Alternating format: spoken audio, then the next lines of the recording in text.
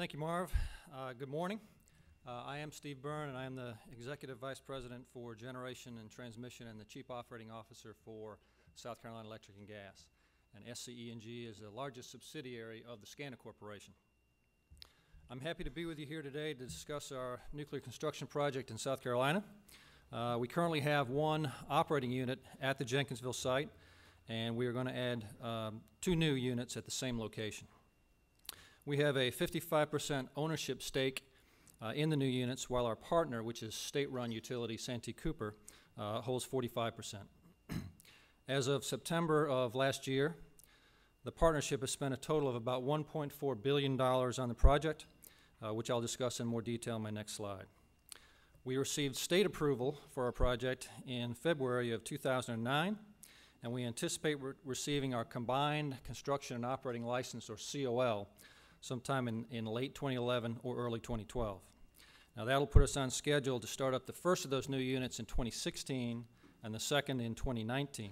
Now we chose this 3-year spacing between the units because it better fit with our load profile and our cash flow needs. Now in the picture that you can see, which is from Google Earth, there's significant activity at the site. You'll notice that there are a lot of roads, buildings, lay-down areas, and you can see the excavation outline for unit number 2. Information on this chart comes from our most recent quarterly regulatory filing with the South Carolina Public Service Commission, and it reflects information through September 30th of 2010. We'll be filing our next quarterly report on February the 14th, and that filing incorporates amounts that will run through the end of last year. And as you can see, our project is slightly under budget at the end of the third quarter, with actual expenditures of about $1.38 billion versus a budget amount of $1.43 billion. Our end of project projection currently shows about $500 million under the original projection. This is largely attributable to lower than anticipated escalation rates, which come from a Handy Whitman index. And we now have roughly 2/3 of our engineering, procurement, and construction contract, or EPC contract, in fixed or firm categories, which is a good hedge on inflation. In South Carolina, utilities building nuclear projects are entitled to recover through rates the carrying cost of debt and a return on equity during the construction time frame under legislation that's known as the Baseload Review Act. We estimate that this is going to save our customers about $1 billion during the construction time frame on debt service. When we realized that we had a need for future baseload generation, we began evaluating various options. On the left-hand side of the screen, you can see our generation mix, which is about 50% coal. And we've seen increasing environmental regulation and legislation surrounding coal and coal combustion byproducts in recent years, with the potential for this to become more onerous in the future, which may include greenhouse gases. The cost of compliance with those regulations has to be incorporated into any analysis to build another coal-fired unit. We also consider the importance of fuel diversity. Recently, the price of natural gas has been low. However, gas prices have shown increased volatility in recent years, and they can spike in a short period of time, just like they did after Hurricane Katrina. Additionally, in the southeast, we're dependent on a few gas pipelines that during cold spells like the one we're currently in will curtail or limit capacity on those pipelines. For those reasons, it's important to have a mix of fuel sources in our generation portfolio. As you can see in 2019, we anticipate our generation mix by dispatch, or what we will actually put out on the grid, being comprised primarily of nuclear, with about 7% coming from natural gas. However, if natural gas prices remain at current levels, that mix would change, and we would utilize more natural gas at the expense of coal. Now, in that same year, 2019, our mix by capacity, or what we are capable of putting out onto the grid, would be roughly 32% from each of nuclear, coal, and natural gas, so a good generation mix. Another component of our decision was the aforementioned Baseload Review Act in South Carolina, and that act is only applicable to nuclear or coal stations. So after considering these and other factors, we determined pretty quickly that nuclear was the best choice for our long-term generation needs.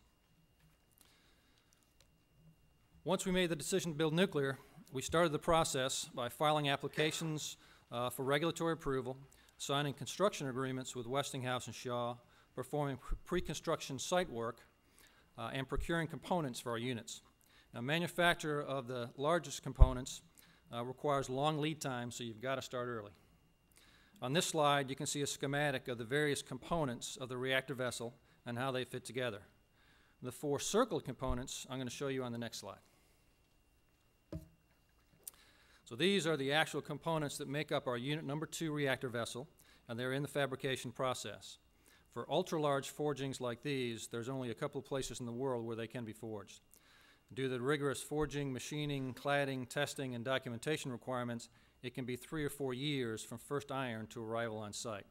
So this process is well underway for unit number 2 major components and for many of the unit 3 components. On this slide, you can see the method that we chose for the excavation. This is unit 2. You can see our module assembly building that's in the background during construction, and the excavation in the foreground. Since the Vogel and the summer projects are on a similar time frame, Jim Miller is going to talk a little bit more about the module assembly building in his presentation just in a few minutes. But this picture does give you an idea of the scale and size of the building and the excavation. Now, VC Summer is a hard rock site. We are not a soil site. We used earth-moving equipment to remove dirt within a soldier pile wall until we reached rock. We then started to blast the rock and remove it until we got to our desired elevation of roughly 40 feet below grade. This excavation plan is one of the few differences between the Vogel and the summer projects, which you'll see a little bit more later.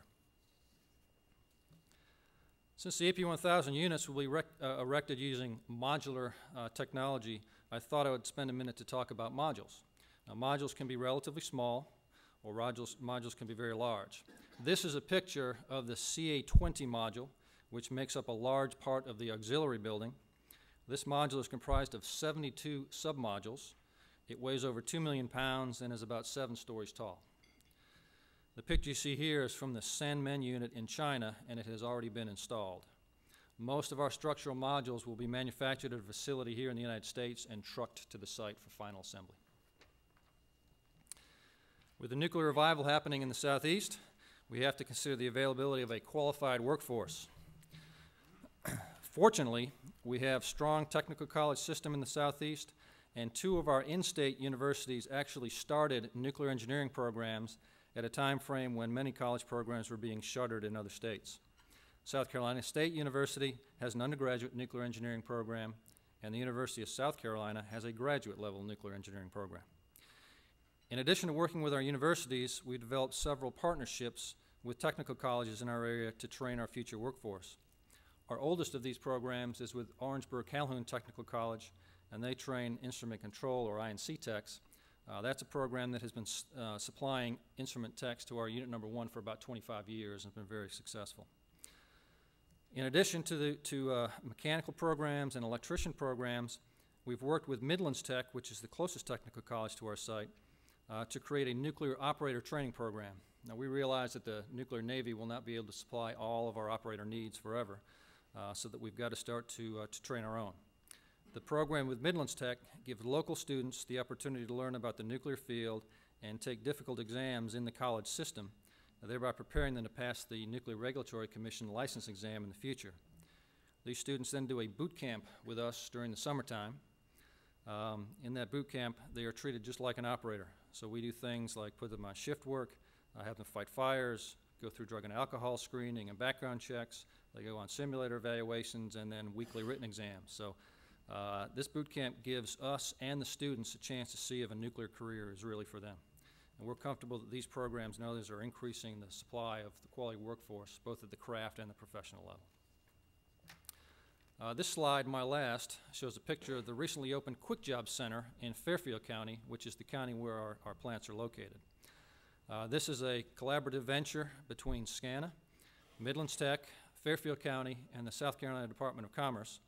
The goal of the program is to create local jobs for local people and to provide Shaw, who is our builder, with a pool of qualified employees to help in the nuclear construction process.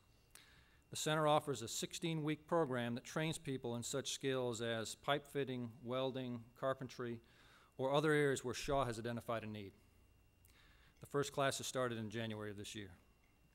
In summary, we are making good progress in South Carolina, from construction of our new units to ensuring a long-term supply of workers for those facilities, and we're certainly excited about our nuclear future. With that, I'll turn the program over to Jim Miller from Southern Company, who'll give you an update on their project in Georgia.